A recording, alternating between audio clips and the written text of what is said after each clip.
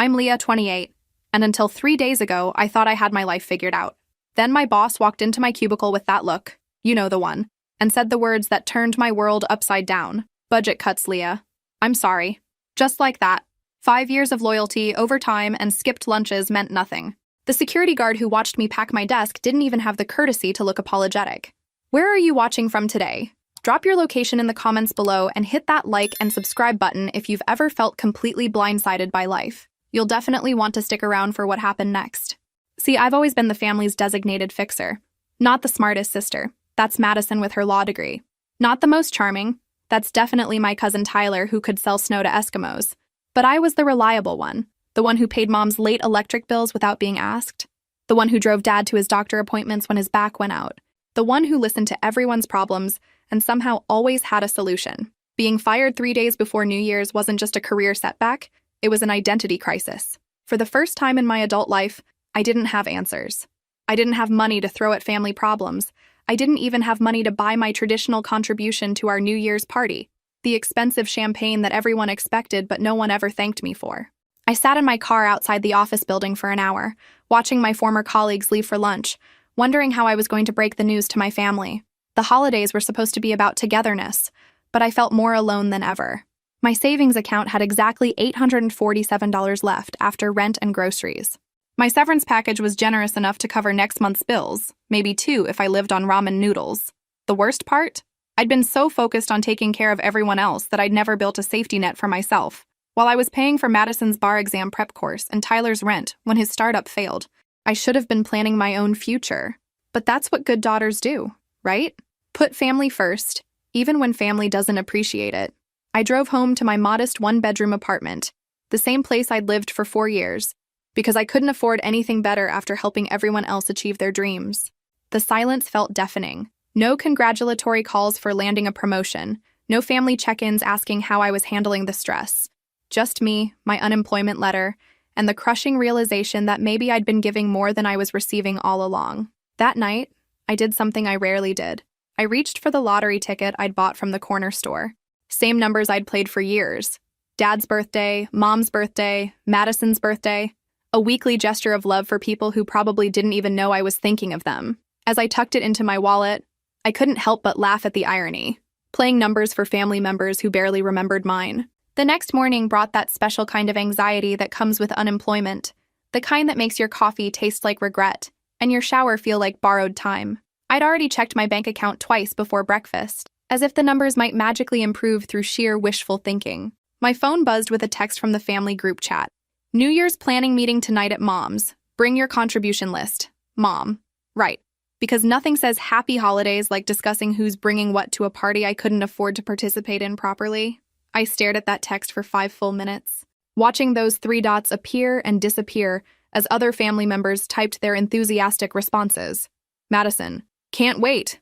I'll bring my famous spinach dip and whatever else you need. Tyler. My girlfriend makes killer deviled eggs. We're covered. Uncle Jim. Helen and I will handle decorations as usual. Even my teenage nephew Mason chimed in.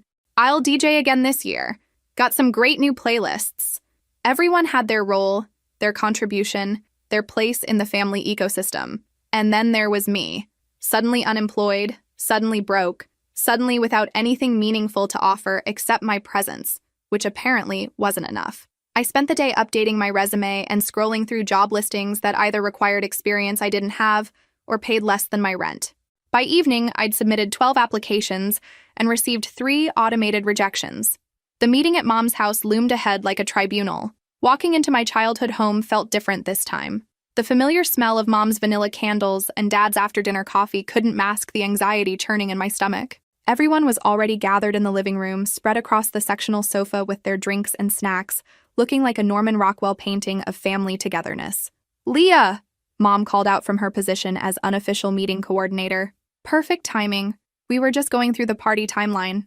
I settled into the remaining spot, the uncomfortable wooden chair from the dining room that someone had dragged over. Even the furniture arrangement seemed to highlight my outsider status. Madison looked effortlessly put together in her designer sweater, probably paid for by her law firm bonus. Tyler wore that confident smile of someone whose problems always got solved by other people. So, Dad said, consulting his color-coded spreadsheet because of course he had a spreadsheet. We're looking at about 50 guests this year. The usual crowd plus some new neighbors and Madison's boyfriend. Madison beamed at the mention of Brad, her investment banker boyfriend who drove a Tesla and never remembered my name. He's so excited to experience our family traditions. Wonderful, Mom said. Now, let's go through contributions. Tyler and Sarah are handling appetizers. Jim and Helen have decorations.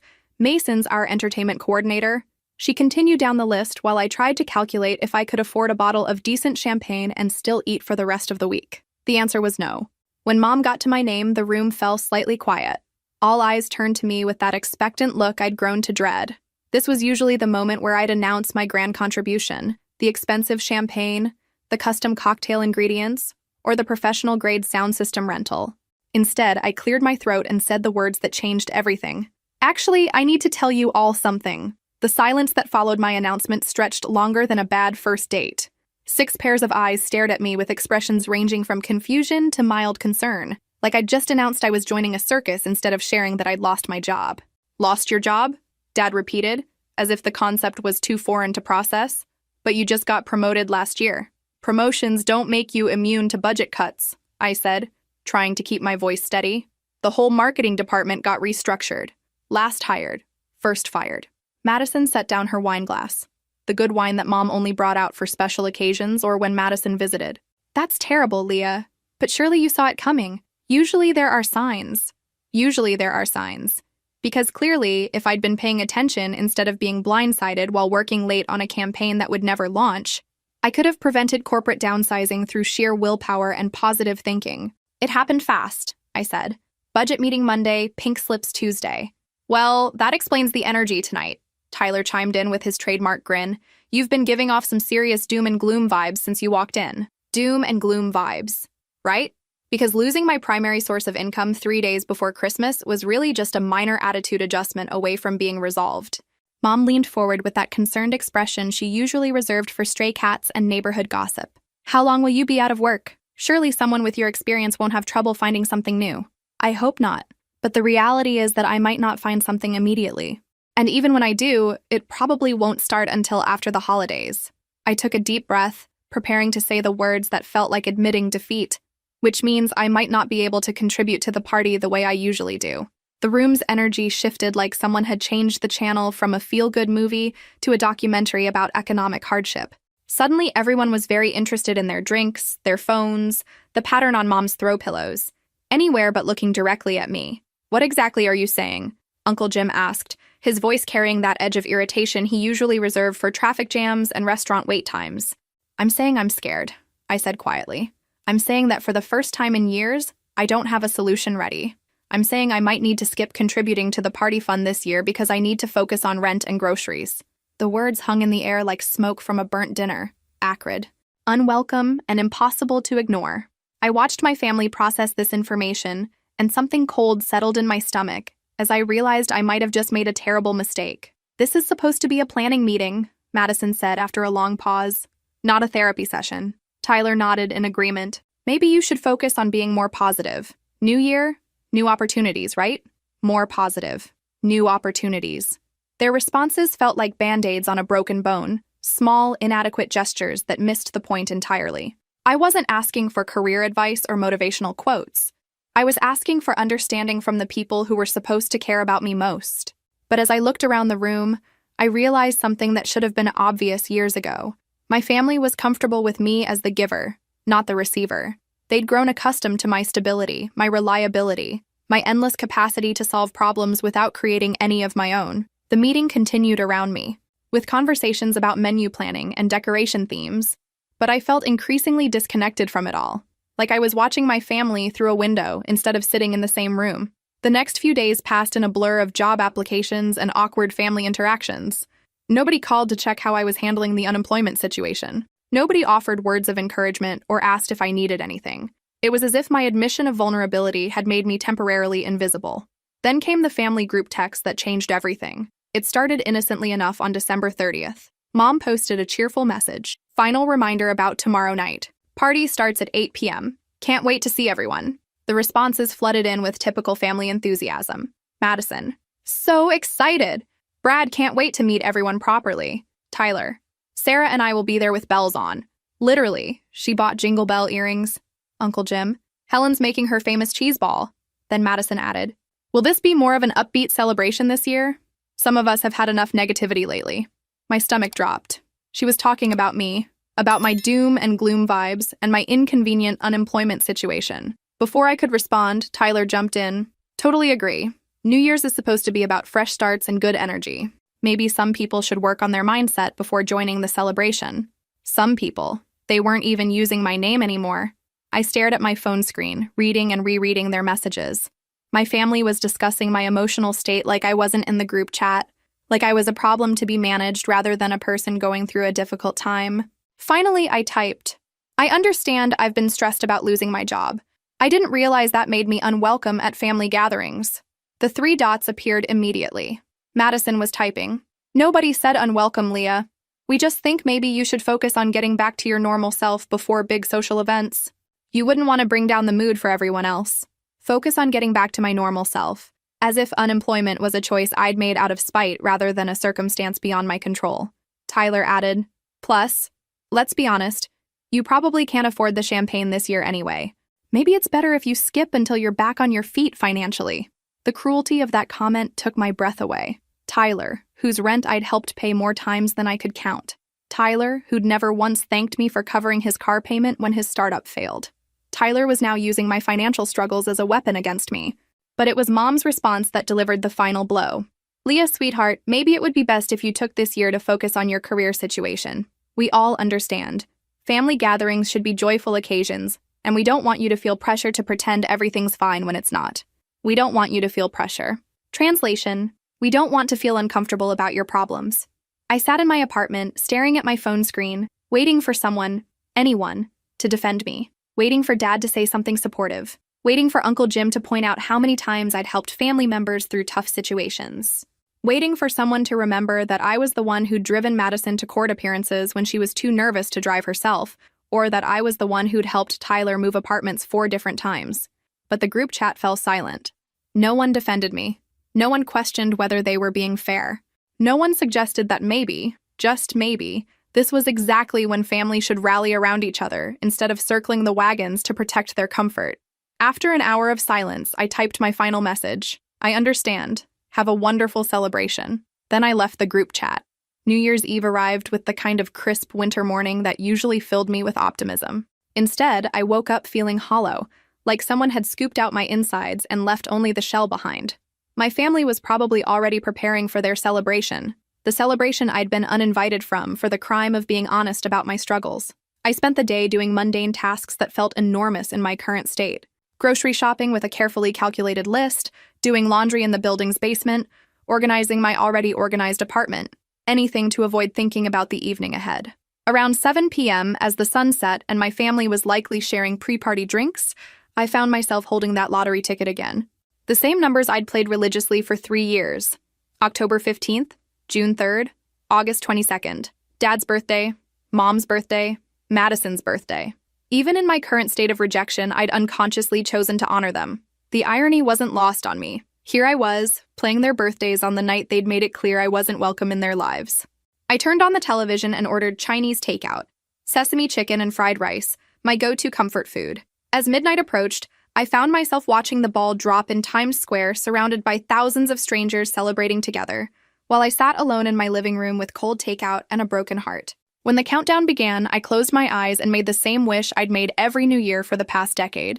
That things would get better for my family, that everyone would be healthy and happy, that I'd be able to continue helping the people I loved. This year, for the first time, I added something new, that I'd learned to value myself the way I valued everyone else. At 12:01 a.m., my phone buzzed with New Year's texts from friends and a few distant relatives. Nothing from my immediate family. Not even a generic Happy New Year message. They were probably still celebrating. Probably hadn't even noticed my absence beyond the relief of not having to deal with my negative energy. I fell asleep on the couch around 2 a.m., still wearing the dress I'd originally bought for their party.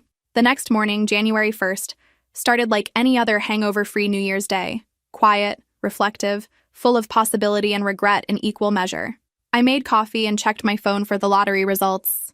A ritual I'd maintained for years despite never expecting anything more than the occasional free ticket. That's when I saw the numbers. October 15th, June 3rd, August 22nd, plus the Powerball number that matched my lucky number 7. I stared at the screen, convinced I was misreading something. I checked again, and again.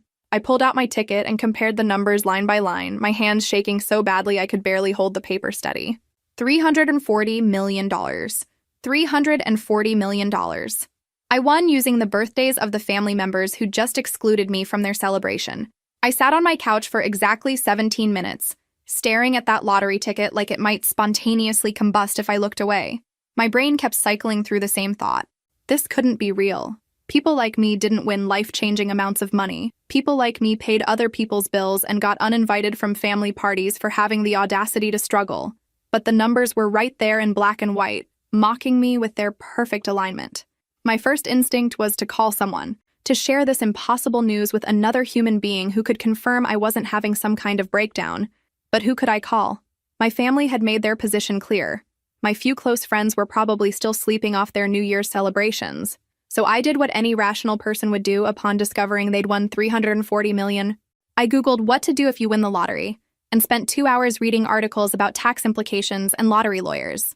By 10 a.m., I'd created a mental to-do list that started with call lottery office and ended with figure out how to navigate suddenly having more money than God. But first, I needed coffee and the illusion of normalcy. I was standing in my kitchen, holding my lottery ticket and wondering if this was all an elaborate dream, when my phone started buzzing. Not just a text or call, continuous buzzing like someone was having a technological seizure. The first call was from a number I didn't recognize. Then another. Then 5 more in rapid succession. Then came the text from Madison. Leah, call me right now. Followed immediately by, I can't believe this is happening. And then, please tell me you didn't actually win. My stomach dropped. Somehow they'd found out. I'd been careful not to tell anyone. Hadn't posted anything on social media. Hadn't even fully processed it myself. How could they possibly know? Then Tyler's name appeared on my screen, and I answered without thinking. Leah? His voice was different. Strained. Almost panicked. Please tell me you didn't play the family birthdays. The family birthdays. Of course. Mom had probably seen the winning numbers on the news and recognized the dates immediately. October 15th, June 3rd, August 22nd. Dates she'd celebrated for years. Dates that were permanently etched in family memory. Tyler, Holy shit, Leah. Holy shit. You actually did it. You actually won. His voice cracked slightly. $340 million. With our birthdays. Our birthdays.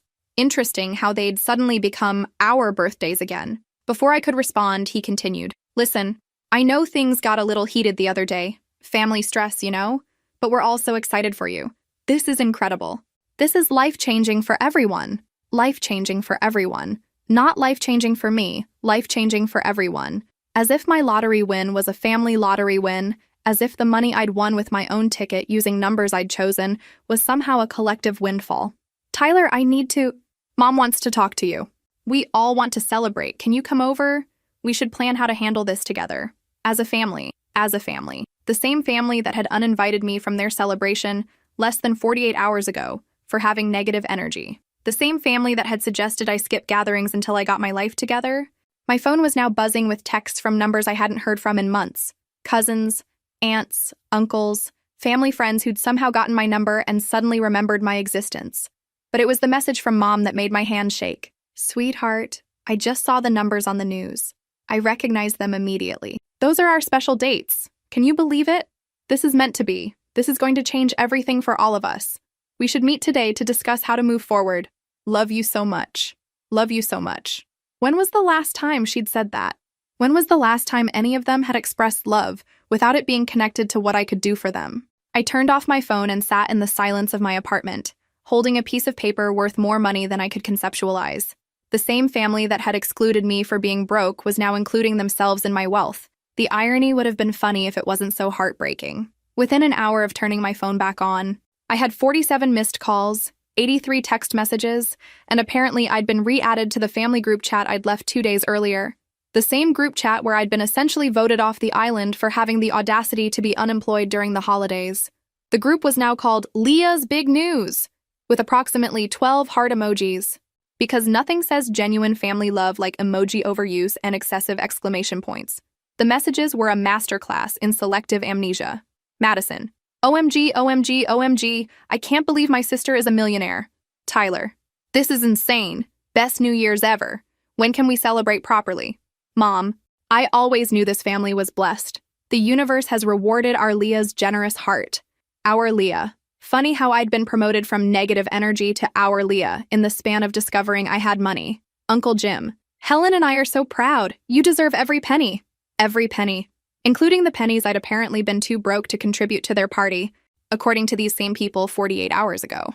But it was Madison's follow-up message that really showcased the family's newfound enthusiasm. I've been looking at cars online and found the perfect BMW for myself, just thinking about how we should coordinate our luxury purchases. Sisters supporting sisters.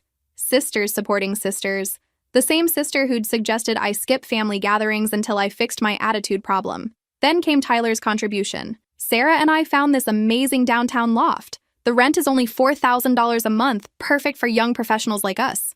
Maybe we could discuss investment opportunities later. Investment opportunities. Translation. Please pay our rent forever because we're too important to work jobs that actually cover our lifestyle choices. My phone rang again. Dad this time. I let it go to voicemail, then listened to his message with morbid curiosity. Leah, sweetheart, this is incredible news. Mom and I are so excited we can barely think straight. This is life-changing for the whole family. We should get together today to discuss how to handle everything. Financial planning, media attention, family coordination. There's so much to organize. Call us back as soon as you get this. We love you so much, honey. This is amazing. Life-changing for the whole family. Not life-changing for me. Life-changing for the whole family. As if I'd won some kind of group lottery instead of playing my own numbers with my own money. The irony was so thick you could cut it with a knife. These were the same people who'd been concerned about my negative energy contaminating their New Year's celebration. Now suddenly they wanted to coordinate our futures like some kind of financial commune. More calls came in from relatives I hadn't spoken to since last Christmas. Cousin Sarah from Portland, who'd never returned my birthday calls. Aunt Jennifer from Florida, who'd skipped my college graduation because it was too far to travel. Uncle Mike from Chicago, who'd borrowed $500 3 years ago and had apparently developed amnesia about paying it back. Everyone suddenly remembered my existence and, more importantly, my phone number. The group chat continued its frenzied activity. Mom, we should plan a proper celebration, maybe a family vacation? I've always wanted to see Italy. Madison, yes, Europe would be perfect. We could rent a villa. Tyler, or we could go somewhere tropical. I need some beach time after all this excitement. They were planning my money like it was community property. No questions about what I wanted to do, where I wanted to go, or whether I'd even want to travel with people who'd uninvited me from a dinner party for being unemployed. I scrolled through message after message of sudden affection and elaborate plans, all centered around my newfound wealth. Not once did anyone acknowledge what had happened 2 days ago. Not once did anyone say, hey, maybe we were too harsh when we kicked you out of the family celebration. Instead, it was all hearts and emojis and carefully crafted messages about how this windfall was meant to be, and how we were all blessed, and how the family had always been so close. Have you ever experienced something so surreal that you wondered if you'd accidentally stepped into an alternate universe? Drop your location in the comments if you've ever watched people completely rewrite history to suit their current needs. I turned my phone face down and walked to my kitchen window. Outside, the world looked exactly the same as it had yesterday. Same apartment building across the street, same traffic pattern, same gray January sky. But inside my apartment, inside my life, everything had shifted into something I barely recognized. The family that had excluded me for having problems now wanted to include themselves in my solution. And somehow, I was supposed to pretend that made perfect sense. I spent the next 3 days in what I can only describe as strategic silence. My phone continued its relentless assault of calls, texts, and voicemails, but I'd learned something valuable from my family's recent behavior. Sometimes the most powerful response is no response at all. Instead of rushing to answer their suddenly urgent need for communication, I did something they'd never taught me to do. I prioritized my own needs first. My first stop was a law office downtown, where I met with Patricia Morrison, a lawyer who specialized in lottery winners. Yes, that's apparently a real specialty. Who knew there were enough lottery winners to keep attorneys busy? Patricia was a no-nonsense woman in her 50s who looked at my ticket like it was just another Tuesday morning. First things first, she said, examining my documentation. We need to establish a trust, set up tax planning, and create boundaries around disclosure and access to funds. How much have you told your family? They figured it out on their own. Recognize the numbers. Patricia raised an eyebrow. And I'm guessing they have opinions about how you should spend your winnings? I showed her my phone, still buzzing with notifications. She glanced at the screen and actually laughed. Standard family lottery syndrome. Everyone suddenly becomes a financial advisor and a loving relative simultaneously. How close were you to these people before you won? Close enough that they uninvited me from New Year's Eve for being unemployed. Ah, Patricia leaned back in her chair. Then we definitely need to discuss setting clear boundaries. Legal ones. My next stop was a financial advisor's office, where David Chen walked me through the reality of having more money than I could spend in 3 lifetimes.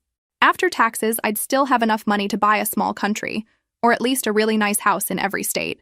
The key, David explained, is to think of this as generational wealth, not just personal wealth. What legacy do you want to create? What causes matter to you? And yes, you can help family members, but it should be strategic, not emotional. Strategic, not emotional. If only I'd learned that lesson before spending years bankrolling everyone else's dreams while neglecting my own. That evening, I finally looked at my phone properly. The family group chat had evolved into something resembling a shopping channel crossed with a therapy session. Madison, I've been thinking about law school debt forgiveness. This could really help my career trajectory. Tyler, student loans are such a burden on young people. This is a chance to invest in education. Mom, your father's truck needs major repairs.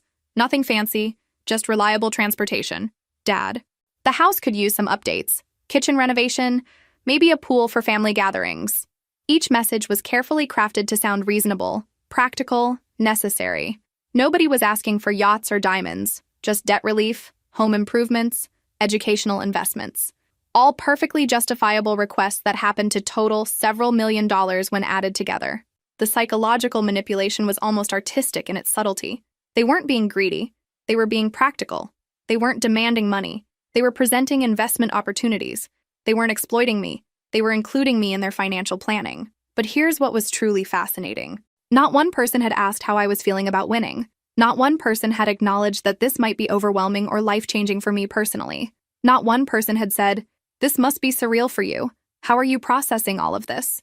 Instead, every message focused on what my windfall could do for them. Uncle Jim's message was particularly enlightening. "Leah, honey, I've been thinking about that conversation we had about starting a business. Remember how you always said you'd support family ventures? This could be the perfect opportunity to invest in something meaningful." I had no memory of any conversation about supporting his business ventures, but apparently my lottery win had triggered everyone's selective recall about promises I'd supposedly made. My phone rang. Madison again. This time I answered. "Leah, finally! I've been worried sick about you." Worried sick about me, the person who'd been strong enough to handle unemployment alone, but apparently couldn't handle sudden wealth without immediate family intervention. "I'm fine, Madison, just processing everything." "Of course you are, this is huge. But that's why you need family support right now. We should all get together and make some plans. You know, figure out the smartest way to handle everything." The smartest way. Because clearly, as the person who just won $340 million, I was too stupid to handle my own financial decisions without a committee of relatives who'd never successfully managed their own money. "I've been thinking," she continued, "and I really think we should approach this as a family unit. Pool our resources, coordinate our investments, maybe even look into some joint ventures. Think of the opportunities. Joint ventures, where everyone shares the risks, but I provide the capital." "Madison," I said carefully, "what exactly do you think my winning the lottery means for the rest of the family?" "Well, it means we're all blessed. This isn't just your win, Leah. This is a family win. The universe has chosen our family for abundance." The universe had chosen our family, not me, our family. Because apparently when I bought a lottery ticket with my own money and played numbers I'd chosen, the universe was actually making a family-wide investment decision. "I need to go," I said. "I'll call you later." "When?" "We really need to talk soon. There's so much to figure out." "Soon," I said, and hung up. I sat in my apartment, looking out at the city lights, and realized something profound. My family's reaction to my lottery win was teaching me more about their true feelings than years of previous interactions ever had. After a week of silence, I finally decided it was time to respond, but not in the way my family expected. I spent 2 days crafting a single message, not because it was complicated, but because I wanted every word to be intentional. Patricia had reviewed it for legal clarity, David had checked the financial implications, and I'd read it out loud approximately 50 times to make sure it said exactly what I meant. On January 8th, I rejoined the family group chat and sent one message. "I understand everyone is excited about the lottery win. I've spent the past week working with financial advisors and lawyers to handle this responsibly. I've decided to help each family member with a one-time gift to address immediate financial needs. Mom and Dad, $50,000. Madison, $25,000 towards student loans. Tyler, $15,000. Uncle Jim and Aunt Helen, $20,000. These amounts are sufficient to address debt relief and provide a fresh start. Transfers will be completed by Friday. Please understand that this is my final financial assistance to family members. Future requests will be declined. I hope you understand that I need to manage this windfall responsibly for my own future. Love, Leah. The silence that followed was deafening. For exactly 47 minutes, nobody responded. I could practically hear the frantic phone calls happening behind the scenes, the confused discussions about whether I was serious, the calculations about whether their individual amounts were fair compared to everyone else's. Then the responses started. Tyler. Wait, $15,000? I thought we were talking about life-changing amounts here. My student loan balance alone is $85,000. Madison. $25,000 doesn't even cover half my law school debt. I thought we were going to approach this as a family investment strategy. Mom. Sweetheart, I think there might be some confusion about how we should handle this blessing. Your father and I think it would be better to discuss amounts in person. Translation. Your financial advisors have given you bad advice, and we know better because we're your family. Uncle Jim. Leah, honey, I'm grateful for any help, but I was hoping we could discuss that business venture I mentioned. $20,000 wouldn't be enough to get started. Each response was a masterclass in moving goalposts. Nobody thanked me for the substantial amounts I'd offered. Nobody acknowledged that I'd just solved their immediate financial problems. Instead, everyone focused on how my generosity was insufficient to meet their expanded expectations. The group chat exploded into what I can only describe as a digital intervention. Madison. Maybe we should all sit down together and create a proper financial plan. Leah might not understand the full scope of opportunities here. Tyler. Yeah, this seems really limited thinking. We're talking about generational wealth, not just a few $1,000s. Mom. I think Leah is getting bad advice from those lawyers and financial people. They don't understand family dynamics. Dad. We should handle this internally. Family money should be managed by family. Family money. There it was. My lottery winnings had somehow transformed into family money that required group management. My phone started ringing immediately. Madison first, then Mom, then Tyler. I let them all go to voicemail and listened to each message with growing amazement at their audacity. Madison's voicemail. Leah, I'm really concerned that you're not thinking this through properly. $25,000 is nice, but it's not strategic. We need to think bigger picture here. Call me back so we can discuss this rationally. Mom's voicemail. Sweetheart, I'm worried that these professionals you're working with don't understand our family's needs. This should be a family decision, not something you handle alone. We love you and want to help you make smart choices. Tyler's voicemail. Dude, I don't think you realize how much money $340 million actually is. You're thinking small. We could all benefit so much more if we approach this strategically. Let's talk soon, okay? Each message carried the same underlying assumption. I was too naive, too overwhelmed, or too inexperienced to handle my own financial decisions without their guidance. But here's what was truly remarkable about their responses. Not one person said thank you. Not one person acknowledged that $50,000 would pay off their credit cards, or that $25,000 would eliminate years of loan payments, or that $15,000 could change someone's immediate financial situation dramatically. Instead, every response focused on how my generosity was actually inadequate, how I was thinking too small, how I needed their help to properly manage wealth that I'd won, and they'd contributed nothing toward except their birthdays, which, let's be honest, they'd have had anyway, whether I played the lottery or not. That evening, I made the transfers exactly as I'd promised. $140,000 total, distributed according to my original plan. Each family member received an email notification with the transfer details, and a simple note, as promised. Hope this helps with your fresh start. What do you think will happen next? Drop a prediction in the comments below, because their reaction to receiving free money was somehow even more telling than their reaction to me winning it. The responses to actually receiving the money were enlightening. You'd think that receiving tens of thousands of dollars in free money would generate some gratitude. You'd be wrong. The complaints started within hours of the transfers clearing. Tyler called first. Leah, there's been some kind of mistake with the transfer. I only received $15,000, but my student loans are $85,000. I think you might have typed the wrong amount. I typed the exact amount I intended to send. But that doesn't make sense. $15,000 won't even make a dent in my debt. I thought we agreed this was supposed to be life-changing money. We agreed. Interesting how Tyler had appointed himself as a participant in decisions that were entirely mine to make. It's enough to make your minimum payments for over a year while you figure out a longer-term plan. Leah, I think you're not understanding the bigger picture here. You have $340 million.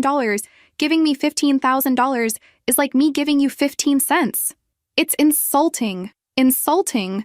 Receiving $15,000 for free was insulting. I wondered if Tyler would find it less insulting to receive nothing at all, but I kept that thought to myself. Madison's call came next. We need to talk about the transfer amount. $25,000 is generous, but it's not strategic. If you really want to help me succeed in my career, paying off all my student loans would be an investment in the family's future earning potential. An investment in the family's future earning potential. Madison had somehow reframed my gift as a business investment that would eventually benefit me financially. Madison, $25,000 pays off a significant portion of your debt, but not all of it. And leaving me with partial debt doesn't actually solve the problem. It's like fixing half a broken bone. It's still broken. Her metaphor was creative. I'll give her that. Comparing my financial gift to inadequate medical treatment was a new level of entitlement, but it was Mom's call that truly showcased the family's evolving perspective.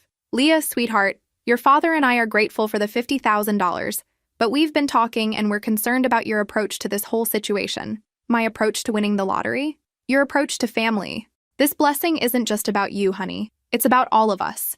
God has chosen our family for abundance, and we have a responsibility to handle it wisely. God had chosen our family for abundance, not me, our family. Because apparently when I bought a lottery ticket and won, it was actually a divine family intervention. We think you should consider a more collaborative approach, Mom continued. Maybe set up a family trust or foundation where we all have input into financial decisions. That way everyone benefits properly, and you don't have to carry the burden alone. A family trust where everyone had input into my money. The burden of being wealthy was apparently too heavy for me to carry without committee oversight. Mom, I've already given everyone substantial amounts of money. Substantial for regular people, but not substantial considering the blessing you've received. You need to think proportionally. Sweetheart, think proportionally. Because giving away $140,000 within a week of winning wasn't proportional enough. Over the next few days, the pressure intensified. Group chat messages shifted from gratitude to strategy sessions about how I could maximize the family benefit of my winnings. Uncle Jim, I've been researching family foundations. We could structure this so everyone has ongoing support instead of one-time payments. Tyler, I found this article about lottery winners who failed because they didn't involve their families in financial planning. We should learn from their mistakes. Madison, there are tax advantages to larger family gifts. You might actually save money by giving us more. Each message was carefully crafted to suggest that giving them more money would somehow benefit me. More tax advantages. Better financial planning. Reduced burden. All I had to do was surrender control of my winnings to people who'd uninvited me from New Year's dinner for being unemployed. The most remarkable part wasn't their requests for more money. It was their complete inability to acknowledge what I'd already given them. No thank you cards. No expressions of gratitude. No recognition that I'd just eliminated years of their financial stress with the click of a button. Instead, every conversation focused on why my generosity was inadequate, why I needed their guidance, and why my lottery win was actually a family responsibility that required group management. I started keeping a running list of their justifications for why I owed them more money. The list included, it's not about the money, it's about family unity. You need our help to manage this properly. God intended this blessing for all of us. We're looking out for your best interests. This is generational wealth, not personal wealth. Family should come first. You're thinking too small. We're trying to help you succeed. Not one justification acknowledged a simple truth. It was my money, won with my ticket, and any financial assistance I provided was generosity, not obligation. But here's what I finally understood. My family's reaction to my lottery win wasn't about greed. It was about control. For years, they'd been comfortable with me as the family problem solver, the one who paid late bills and covered emergencies. That dynamic required me to have resources, but not too many resources. Enough to help them, not enough to be independent. My lottery win had disrupted the family ecosystem. Suddenly, I had power they couldn't manage, resources they couldn't control, and independence they couldn't influence. Their solution wasn't to adjust to this new reality. It was to reshape my windfall into something that restored the old dynamic with them as beneficiaries and me as the provider, just on a much larger scale. The realization was both heartbreaking and liberating. 3 weeks after I'd made the transfers, Dad called with an unusual request. Leah, your mother and I would like to talk to you, in person. Not about money, he added quickly. About family. Something in his voice was different, quieter, less certain than the confident tone he'd used when explaining why I should establish a family trust. I agreed to meet them at a neutral location, a coffee shop downtown where we couldn't be overheard and couldn't trap each other in anyone's personal space. When I arrived, they were already seated at a corner table, looking older somehow than they had just a month ago. Mom's eyes were red-rimmed, and Dad's usual confident posture had collapsed into something resembling defeat. "Thank you for coming," Mom said, her voice barely above a whisper. "We weren't sure you would." I ordered coffee and waited. Whatever this conversation was going to be, I'd learned the value of letting other people fill uncomfortable silences. Dad cleared his throat. "We've been doing a lot of thinking since you sent that money. About the lottery, about the family meetings, about—" He paused, seeming to struggle with the words. "About how we've treated you." This was not the conversation I'd expected. Mom leaned forward. "Leah, we owe you an apology." Several apologies, actually. I stayed silent, stirring my coffee and waiting for the inevitable "but" that would explain why their behavior was actually justified. Instead, Mom's voice cracked. "We failed you. When you lost your job, when you reached out to us, when you needed support, we failed you completely." Dad nodded. "We were so concerned about protecting our comfort, our celebration, our good mood, that we forgot the most basic rule of family. You show up when someone is struggling, not when they're celebrating." I stared at them, waiting for the catch, the condition, the explanation for why this was actually my fault somehow. Mom continued, tears now flowing freely. "I've been playing that group chat conversation over and over in my head. You were scared and vulnerable, and instead of supporting you, we made you feel ashamed for having problems. Madison called you a source of negative energy," Dad added, "and we said nothing. Tyler joked about you being too broke to buy champagne, and we said nothing. We let them exclude you from your own family's celebration, and then we supported their decision." The words I'd been waiting to hear for months were finally being spoken, but they felt strange in the air between us, like a foreign language I'd once known, but had forgotten how to understand. "When we saw those lottery numbers," Mom said, "when I realized they were our birthdays, my first thought wasn't joy for you. It was relief for us. Relief that our financial problems might be solved. Relief that maybe we could stop feeling guilty about how we treated you because now everything would work out." Dad's hands were shaking as he reached for his coffee. "We turned your generosity into an expectation, your kindness into an obligation. We spent years taking advantage of your willingness to help, and when you won the lottery, we saw it as vindication that we'd been right to depend on you. But we were wrong," Mom whispered. "We were wrong about everything. We raised you to be giving and responsible, and then we punished you for not being invulnerable. We taught you to put family first, and then we showed you that family meant everyone except you." I felt something shifting inside me. Not forgiveness exactly, but recognition. They were finally seeing what I'd been trying to show them for years. "The money you sent us," Dad continued, "it was incredibly generous, more than generous, and our response was to complain that it wasn't enough. Do you know how that sounds? Do you know what that says about us as people? It says," Mom answered for him, "that we've become exactly the kind of people we used to judge, the kind who take advantage of family generosity and then demand more." They sat in silence for a moment, letting the weight of their admission settle between us.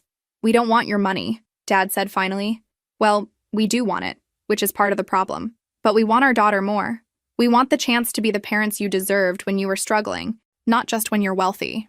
Mom reached across the table, her hand stopping just short of mine. "We know we can't undo the damage we've done. We know we can't take back choosing comfort over compassion. But we wanted you to know that we see it now. We see how badly we failed you, and we're sorry." The apology hung in the air like morning fog. Real, substantial, but fragile. I could feel the sincerity in their words, see the genuine remorse in their faces, but I could also feel the scar tissue that had formed around the wounds they'd inflicted. "I appreciate you saying this," I said carefully. "It means more than you know to hear you acknowledge what happened." "But?"